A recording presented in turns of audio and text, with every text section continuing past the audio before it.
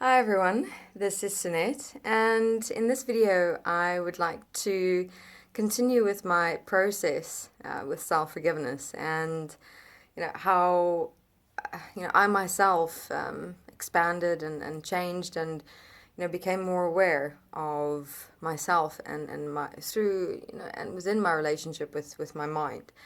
No, it's interesting how much we take our thoughts and emotions for granted in terms of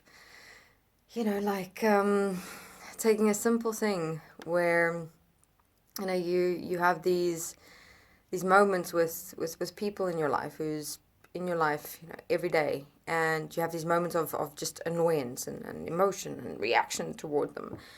And, we've kind of lived our life in a way of, something like that is normal.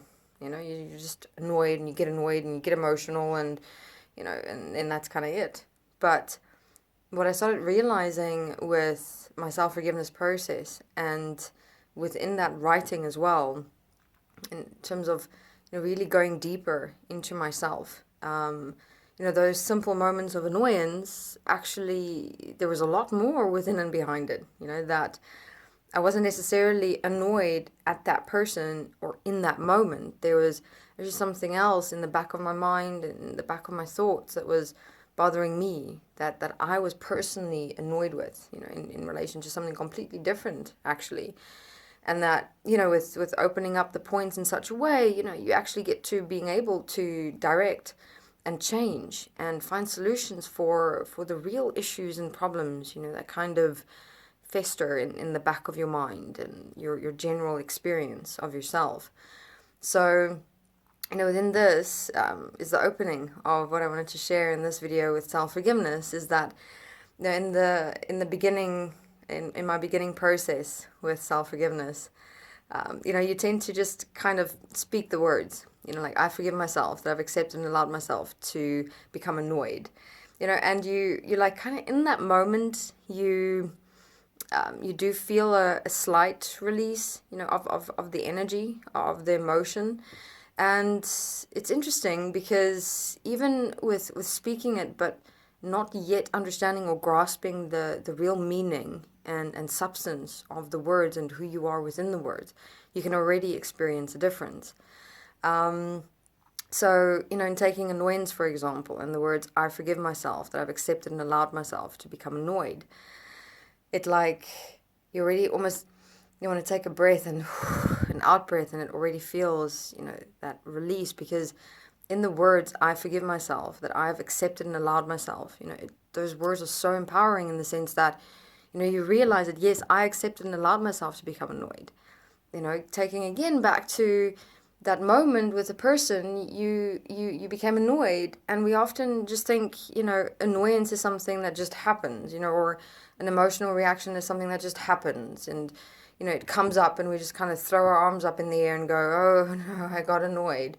When if you really go into the detail of your mind and your consciousness, your how your thoughts work, your internal conversations, your internal processes, you realize how you build up these emotions inside your own mind, where, yes, a moment in reality happens where it all triggers and it blows up like an internal atom bomb in a way.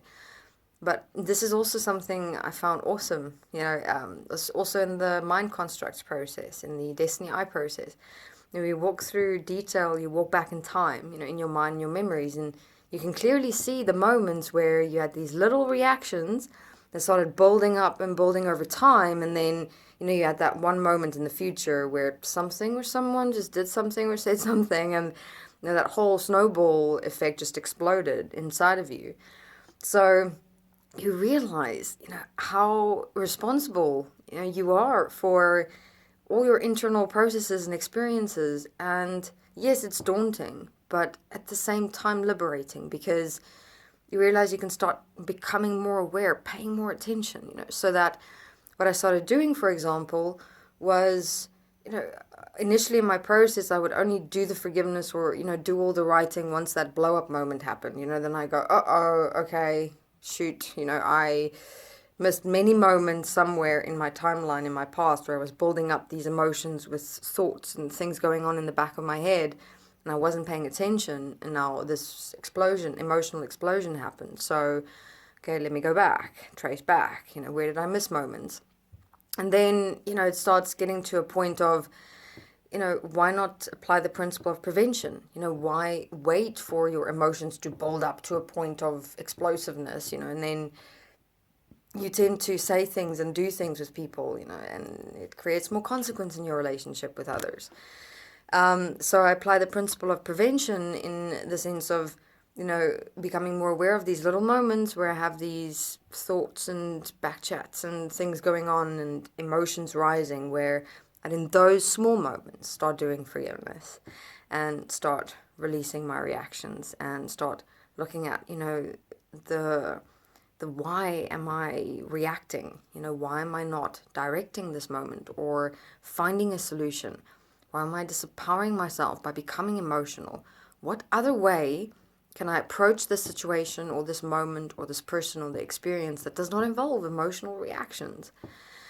And, so it was more from that process, of doing the writing, walking mind constructs. It's like kind of getting to know how it is that I am creating my own internal state, my own internal condition, my own internal experiences, that my sounding and writing of self-forgiveness became more genuine. The words, I forgive myself, that I've accepted and allowed myself to become annoyed or to become angry, to become anxious.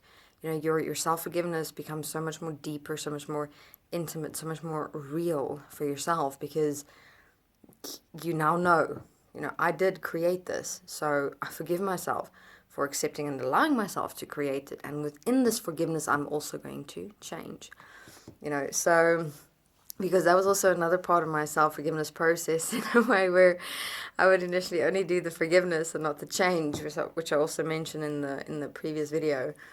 And only doing forgiveness and not changing, is like asking forgiveness over and over and over again while making the same mistakes, failing, falling over and over and over again.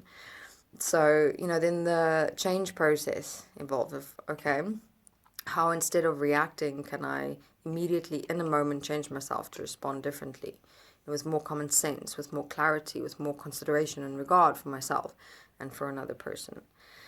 So, this is what I wanted to share with, how, you have this one word, self-forgiveness, but, your process within it becomes so much more as you continue with it.